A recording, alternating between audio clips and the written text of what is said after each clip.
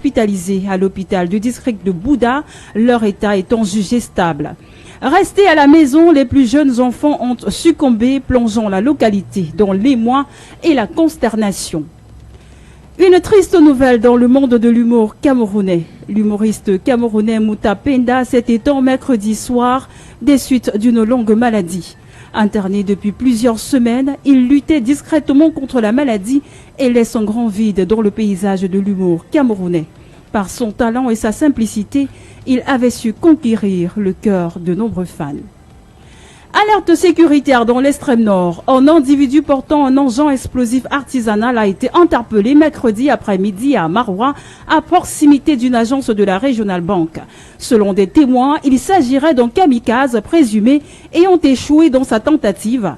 L'homme affirmant être adjudant de l'armée camerounaise. Les forces de sécurité ont rapidement sécurisé la zone et ouvert une enquête pour faire toute la lumière sur cette affaire. Incendie dévastateur toujours dans la région de l'extrême nord. Un violent feu a ravagé plusieurs abris dans un camp de réfugiés à Kolofata, dans le département du Mayo-Sava, affectant près de 2300 personnes sur plus de 14 000 réfugiés et déplacés en Tarn. De nombreuses femmes et enfants se retrouvent sans abri. Certains blessés ont été admis à l'hôpital local, tandis que les équipes médicales évoquent un manque de moyens. Les habitants dénoncent des incendies récurrents depuis plus de 2 ans et appellent, avec les organisations humanitaires, à une assistance urgente en abri, soins et vivres. Et pour terminer ce flash, une note de sport à l'international. Des tensions autour des Jeux paralympiques d'hiver 2026. Au moins 10 nations boycottent la cérémonie d'ouverture des Jeux paralympiques d'hiver de Milan Cortina 2026 pour protester contre la présence d'athlètes russes et biélorusses autorisés à concourir sous leurs couleurs. Le comité paralympique allemand solidaire de l'Ukraine rejoint notamment la Tchéquie, l'Estonie, la Finlande, la Lettonie, la Lituanie, la Pologne et les Pays-Bas. 10 sportifs russes et biélorusses sont annoncés après la levée des sanctions en septembre 2025, tandis que le comité international paralympique prévoit plus de 600 participants, un record pour l'événement. C'est tout pour ce flash d'information. Merci de l'avoir suivi. Bonjour. Le Big Morning, un rayon de soleil dans ta life. Après l'Info Express, c'est la revue de la presse, toujours avec vous, Epiphanie Inger. Oui, Président, voici les grandes unes de ce matin. On commence ce voyage avec la société et la sécurité à Douala via le Messager. Le quotidien titre ce matin, enlèvement et détention arbitraire. La nouvelle affaire Abba Oyono, c'est en page 3. Le journal retrace les événements dramatiques entourant cette affaire, entre dénonciation publique et réaction des autorités. Témoignages, rapports officiels et analyses juridiques sont mêlés pour montrer l'ampleur de la crise qui interroge sur les mécanismes de protection des citoyens. L'œil du Sahel en kiosque ce matin titre à la page 5 Extrême Nord. Environ 70 attaques terroristes entre janvier et février 2026. Le journal décrit une situation inquiétante dans la région frontalière entre attaques répétées et population en alerte.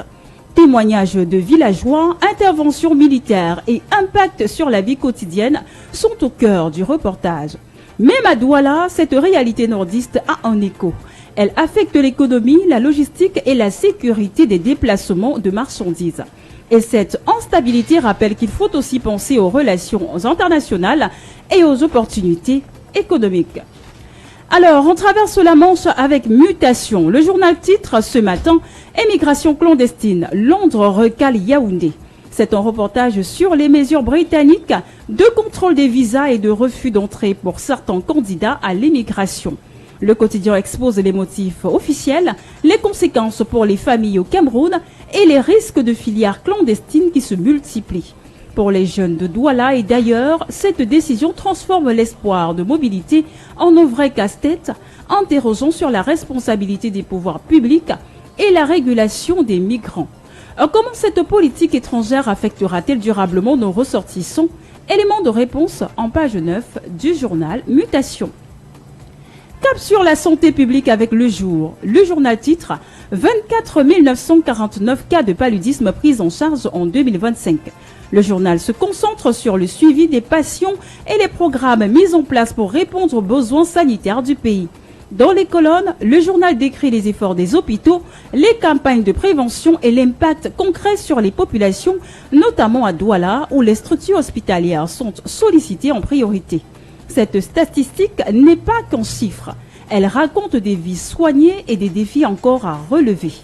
Et tandis que la santé attire notre attention, l'économie internationale nous appelle. Direction donc l'économie avec le journal L'économie à la une ce jeudi. Commerce avec la Chine, ces défis à relever par le Cameroun pour tirer profit du zéro tarif douanier.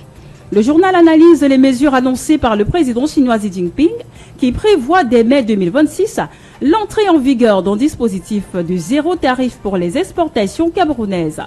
Opportunité commerciale majeure, cette décision impose aux entreprises locales d'améliorer leur compétitivité, d'investir dans la transformation locale et de respecter les normes internationales. À Douala, port de commerce central, les acteurs économiques observent de près cette fenêtre d'opportunité et planifient déjà leur stratégie pour tirer parti, n'est-ce pas, de ce nouveau cadre. Le Cameroun saura-t-il relever ses défis pour profiter pleinement de cette ouverture commerciale? L'information est en page 3 du journal. Et enfin, on s'intéresse à la géopolitique avec l'intégration.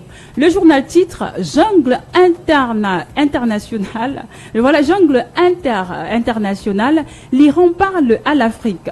Le quotidien explore les relations entre l'Iran et le continent africain à travers échanges économiques, politiques et stratégiques. Le reportage explique les implications de ces interactions pour les pays africains, leurs gouvernements et leurs citoyens. À Douala, où la communauté d'affaires suisse et développement, on s'interroge. Quel avantage et quel risque pour le Cameroun dans ce nouvel ordre diplomatique? L'information est en page 7. Voilà qui met un terme à cette revue de la presse. Merci de l'avoir suivi.